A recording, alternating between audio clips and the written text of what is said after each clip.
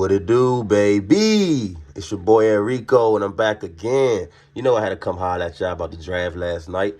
My Washington Commanders did what we had to do, what everybody wanted them to do, or at least what I wanted them to do. And we got Jaden Daniels. Man, it's a home run pick. I feel so good about it. The whole area, the energy is going crazy right now. I can feel it in the air, man. Everybody love the pick.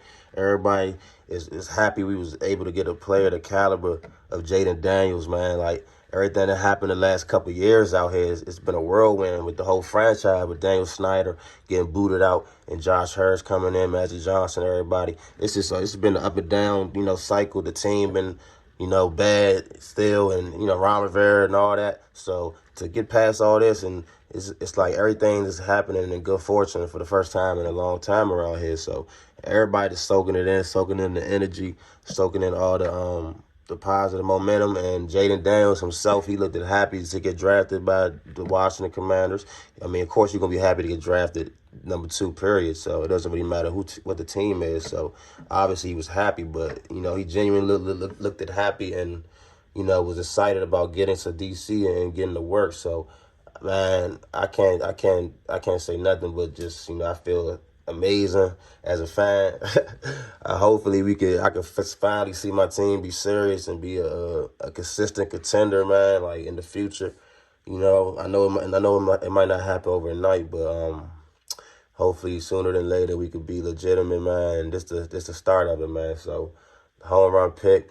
I know some people wanted Drake May possibly still. I heard some people still saying they wanted May or they thought we was going to get May. I never really, considered that a real option. I understood that, he has talent as McCarthy has talent, and there's a possibility that they might like, one of those guys too. And they actually like the McCarthy over May. The scouting department, the GMs and everything, they settled as McCarthy as a number 2 quarterback. So that lets you know everything right there. So they actually considered McCarthy. He wasn't considered over Daniels. I heard Adam Peters speak. He literally said, it was basically unanimous around the building. Like, when they actually came down to the decision making, all the people that matter, that, opinions that count, almost all of them was with Jaden Daniels. And it was happy to hear that, man. And that's what I pretty much, speculated the whole time. Because, people was making a big thing about the process, how he was, interviewing and conducting the process with the quarterbacks and how we brought them to Topgolf and everything. Like, I never made a big deal about that. And I knew and wanted Adam Peters and the company were doing their due diligence. That's all that simply was. They were just not, they weren't going to skip anything. They weren't going to be lazy just because they knew they wanted Jaden Daniels. They actually was going to do the process the right way. And that's a great way to go about it. You want to set a foundation. You want to set a tone with the way you go about your business. Like, no matter what the situation is, and I like that we had that approach. So no matter what, we turn every stone, we turn every leaf over, and we was comfortable all the way with our decision. And it wasn't no surprises. It wasn't nothing like, damn, that we didn't know about because we ain't look into, that we found out later that we might have regret about. It was nothing like that. We didn't leave that for chance. The way we carried it, and I love Adam Peters for doing that. So I had no problem with the way we carried the process. We was very due diligent. We didn't leave nothing for chance. We investigated and scouted all the quarterbacks, interviewed all the quarterbacks, everything, and, made a conscious quality decision off of lots of information that we gathered, and I feel great about that. I feel absolutely great about that because it's going to be them times in them drafts where it's not so clear what you want to do. And that's when all that stuff is going to really come into play. Your homework, what you believe in, what you see, what you know. So that's the way you should go about it.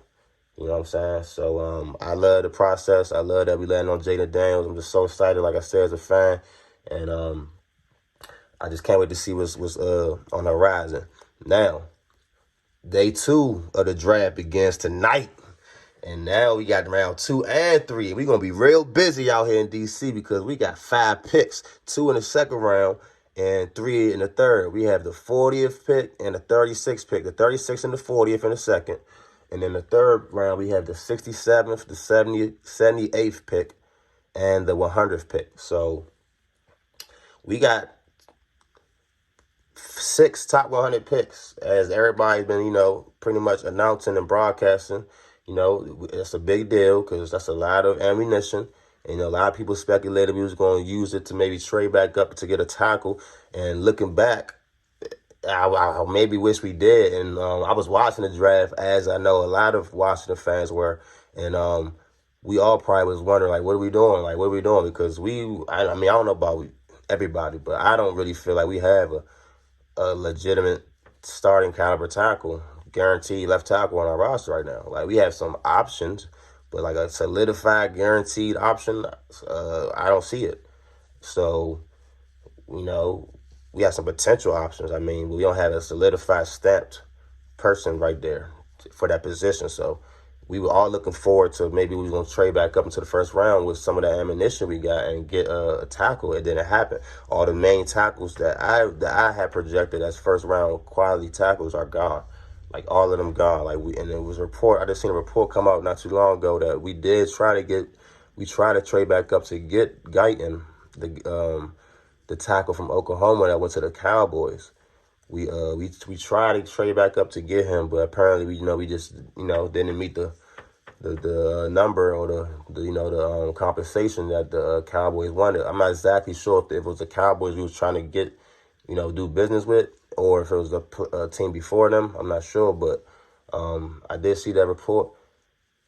And excuse me for not having the report here. I'm sorry about that. So I can shout out whoever had that report, but yeah, so we tried. So that made me feel a little better. When I seen we tried to do something, okay, we tried. We weren't successful, but we tried. But now it's a big question about what we're going to do going forward in the draft, because that's a big hole in our roster. There's still some options out there at tackle, but nothing that is like you know for sure that you feel comfortable with starting in week one. It's my guy from Pittsburgh. He's there. I kind of like him. Notre Dame. It's a tackle from Notre Dame that's still out there. So it's some options. So hopefully we make something work, make something happen tonight as far as the O-line. Now, it's some juicy little news about some trade possibilities, man. Now, everybody knows Jayden Daniels and Brandon Ayuk are longtime friends from Arizona State University days when, Jalen was a freshman. Jaden was a freshman and Brandon was on his way to the league. They played, I think, maybe 2 years, but at least 1 year for sure with each other in Arizona State. So they have a rapport. They have a real relationship off the field. I heard Jaden himself in an interview say that he texts him and calls him at least, a couple times a day, if not every day, every other day. So they always talk, they still cool. And obviously Brandon don't have, he's looking for a contract. Him in San Francisco not looking like they about to make that happen. They drafted Ricky Pearsall from Florida last night at the end of the third.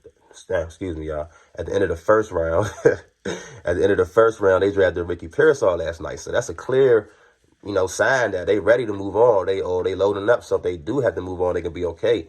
And look, if you Washington right now, I would feel comfortable trading some assets for Brandon Ayuk. I will, because we have Jayden Daniels, so now we have a rookie top quarterback that we're not paying top money for at least 4 years. So we could do that for 4 years. So that's enough window to trade for Ayuk right now and give him a 4-year contract right now. We, give him $100 million, 25 a year, whatever he's looking for. I at least give him 25. Anything more than that, I don't know. I got to think about it, but I would give Ayuk 25 right now, no problem. So if we can pull that off, I'm with that. Now, compensation, I'm willing. I don't know how the fan base will feel about this, but I'm willing to trade Jahan Dotson. I'm sorry. I like Jahan, but I don't love Jahan as a player. Speaking as a player, of course, not as a person. I don't love him as a player. I didn't love the draft pick. I wanted George Pickens. And I just didn't understand how Pickens didn't get picked in the first round, let alone how we didn't pick him. But, story for another day. He's solid, but he's not special to me. Like I said, I like Jahan. It's not personal. He's cool, but, if we can get rid of him, get Ayuk, get rid of him and throw in like a second or a third round pick. I know they probably asked for a second, and I would give up a second and Jahan Dotson for Ayuk. I probably would. And I don't know how the fan base would feel about that, but I would do that. And then, I would give us two ready-made and they prime quarterbacks with our receivers to go with our young rookie quarterback. He don't have two guys that's like on the learning curve or a guy that's trying to prove himself. No, he gonna have two guys that's proven, that's in their prime, and that's like veterans at the same time. So I love the idea of Ayuk right now. You know what I'm saying? Like I said, it's a time to go all in while we have Jaden Daniels on the rookie contract. So that idea, it makes a lot of sense to me. And if I was us, I would try to get rid of Jahan Dotson. I think he would be decently, appealing to San Francisco for the at least for the contract, the very minimum. Even though he's a first-round pick, he has a contract and he has his fifth-year option, so you can have his control for 3 more years if you San Francisco, and if you don't want him, you can just let him go and you don't have to ever pay him. So so Jahan should be interesting for them with a second-round pick. And maybe throwing like a 6 at the most. I'm not giving them more than that. Like, if they want more than that, then I don't know. Cause we got to pay them too, so y'all got to remember that. I'm not giving up all that, more than that, and I got to pay them. So, we got to remember all these details and stuff, y'all. So, we got to watch out for the drafting, because, I think we might make a move. But meanwhile, right now, we slated to have 5 picks tonight. And I'm looking at, it's a couple prospects, like I said, some O-linemen that we need to look at possibly. But, picking some of them linemen, those tackles that's available now might be a reach early in the second round. So I'm thinking more in the third round for maybe 1 or 2 of those offensive tackles or linemen. But just overall, I think we need a corner. We definitely need another corner, and there's some good ones available. I love Kool-Aid. I love Kool-Aid McKinstry from Alabama. I'm a Kool-Aid fan. I like Kamari Lassiter. He's cool. I like Kamari Lassiter. I like TJ Tampa. It's a lot of corners that's going to be available coming up soon. Max Melton from Rutgers. He's pretty solid. Ennis Rakestraw Jr. Yeah, Rakestraw Jr. He's intriguing. He's intriguing. I can see him being a good slot corner. I can see him being a very good slot corner. He's pretty good. But it's either cornerback for me, offensive line, or wide receiver now. That's why I put out the Brandon Ayuk trade rumors, because that's going to obviously dictate what we're going to do in the draft right here. Like, if we make a trade for him, then obviously receiver not really on the board. Maybe get a younger one towards the end of the draft. But if we don't make a trade for Ayuk, now some of these receivers really become options here in the second and third round. So obviously in the second round, you have guys like that's about to come off real quick. A.D. Mitchell, Donnie Mitchell from Texas. He's coming off the board pretty quickly, I know. Ladd McConkey definitely coming off the board quickly from Georgia. Keon Coleman coming off the board quickly. I think all 3 of those are going to be gone in the top 15, top 20 at the latest. Next 20 picks in the second round at the latest. They're going to be gone. So after that, a receiver, it don't get thin, but, it's not, it's a little level down. You still have a lot of guys. I ain't mentioned, you have Troy Franklin out there. Excuse me, I forgot. It's Troy Franklin. It's Jalen Polk. I really like Jalen Polk from Washington.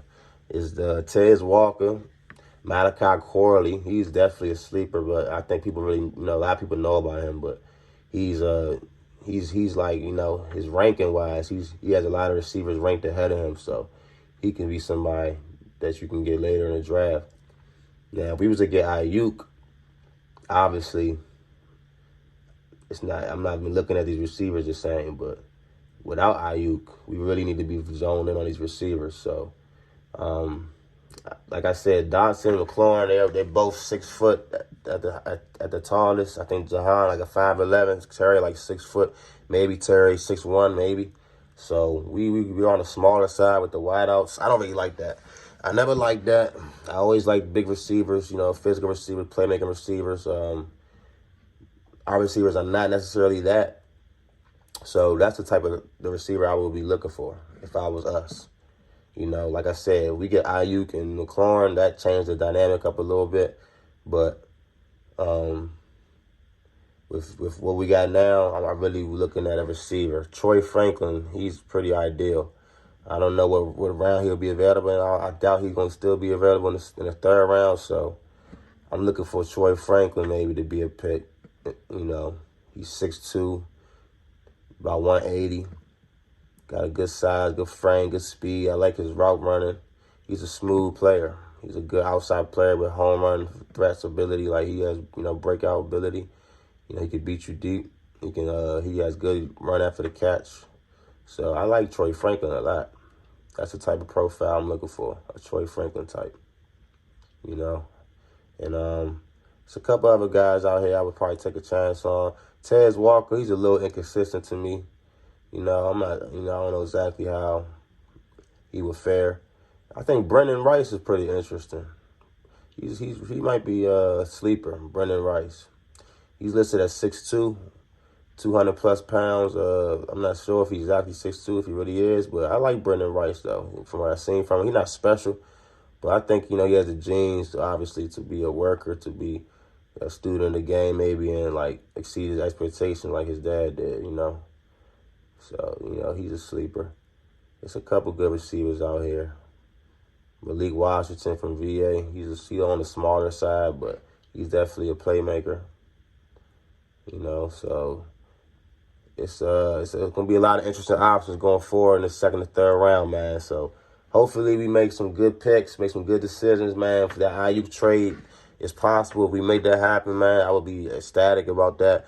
Like I said, I don't want to give up too much compensation, but whatever we got to do to make it happen, if that's reasonable, I'm willing to make it happen. Definitely looking at a tight end, too. I forgot about that. Jatavion Sanders. I like him a lot. I like Benson Knott from Kansas State. He's definitely somebody I'm intrigued in. There's a couple other tight ends, maybe a little later that we can get our hands on. But as far as the upper tier tight ends, those are probably my top picks right there. And then so we're gonna go see what's going on tonight, y'all. Hopefully we make some good picks. Jaden Daniels, welcome to the city, man. Welcome to the DMV. We appreciate you, man. Just keep your head down.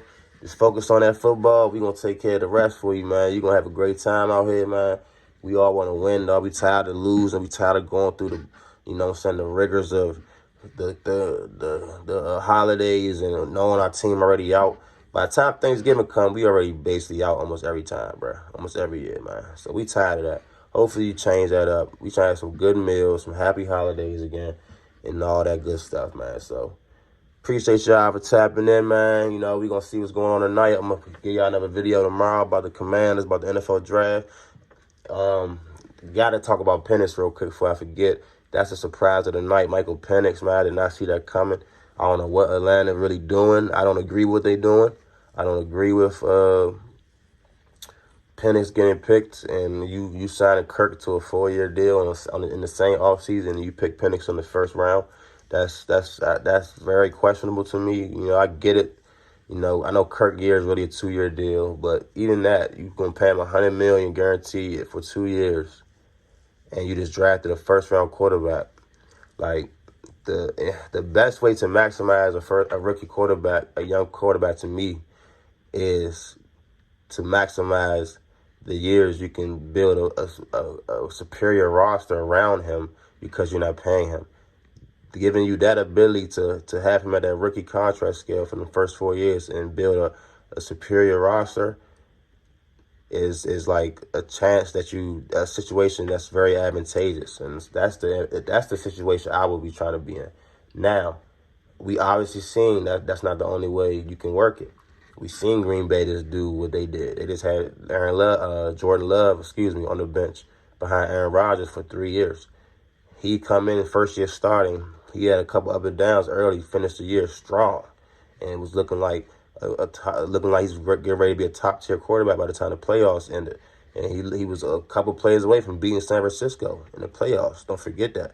They looked very good. They have a bunch of young receivers. They have a young team. They had one of the youngest teams in the league. Look what they did. That's with drafting a quarterback and sitting him for 3 years in the first round behind a Pro Bowl, All Pro quarterback, MVP quarterback, and look what situation they in. So you can't say it's idiotic because we seen it work in Green Bay. No matter what you say about them, I didn't even have questions about them. They always seem to know how to work that quarterback situation out, man. Like it always just looked perfect. Like whenever they just hand the reins off, it just looked perfect. Like it was the same way with A-Rod. He had a couple up and downs. He just took off. Jordan Love had a couple up and downs and looked like he about to take off. Like it's crazy. So it's all types of ways to skin a cat, man. So Michael Penix, that pick was interesting, but I'm not gonna say it's the worst thing in the world. It might work out for the Falcons, like I said. But me personally, I'm not the biggest Michael Penix fan, so I really don't love the pick because of that. I'm not saying I don't like Michael Penix. I like some of his traits. I like a lot of his traits. He has a whip of an arm. He has a great arm, a live arm, no question. He can throw like any throw on the football field. When you give him a clean pocket, he's deadly. But that's the thing. Like I haven't seen enough when the pocket not clean. Like his accuracy goes down. His footwork not the greatest. Like I haven't seen like the athleticism he showed in the combine and things or the pro day. I didn't necessarily see that on the field translate. Like he's not a bad athlete, but I didn't see him being like a you know above average athlete on the field. I just didn't see that. So maybe, I got to look a little harder. Maybe he's still improving, getting healthier because he did have a lot of injuries. So he might be getting his body fully all the way back now. So, he's still a younger man. He's not, young for NFL draft talk, but he's a younger man in life. So he still has room to grow. He could be good. I'm not saying he can't be good or I don't think he would be good. I'm just not in love with him. So that was an interesting pick. The Giants getting Neighbors and not getting a quarterback, that was interesting. Like, I don't know what the Giants are doing for real. Like, McCarthy was right there, and, like, they didn't get him. Like, they really believe in Daniel Jones, or they just didn't love this quarterback class. I don't know if they got a trick up their sleeve or what's going on, but they're in an interesting place. The Malik Neighbors, I love him. He's a stud. He's like Jamar Chase, like, in my opinion. Like, I really like what Neighbors bring to the table. So it's not against him at all, but it was an interesting pick. I would just say that. And as a team in my division, I would much rather them get a receiver with a questionable quarterback situation than to fix a quarterback situation. So I'm all in favor of them getting Neighbors. It's cool with me. And what else happened in the first round? That was interesting. Everybody thought Dallas Turner was going to the Falcons, and obviously they got Penix, so he went way down on the board, and the Vikings traded back up to get him. I feel like that's a good landing spot for him.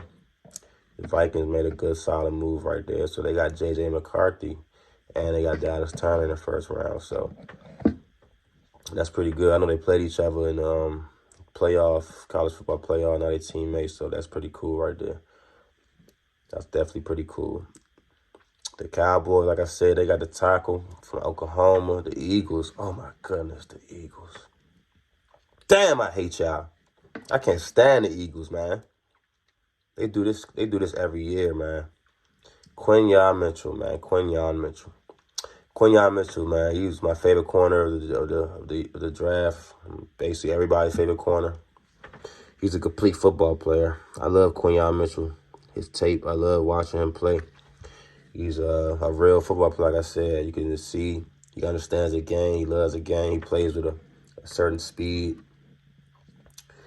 And he's impressive, man. And I'm going to hate seeing him with the Eagles. But, I respect and understand the type of young talent he is. So if he turns out to be the player that I think he will be, man, it's going to be tough to deal with. But he going to have to deal with Jaden Daniels, too, man. So, we're going to see who get the better of the other, man. But, we ain't worried about nothing, man. DC be coming. Commanders be coming. Pause.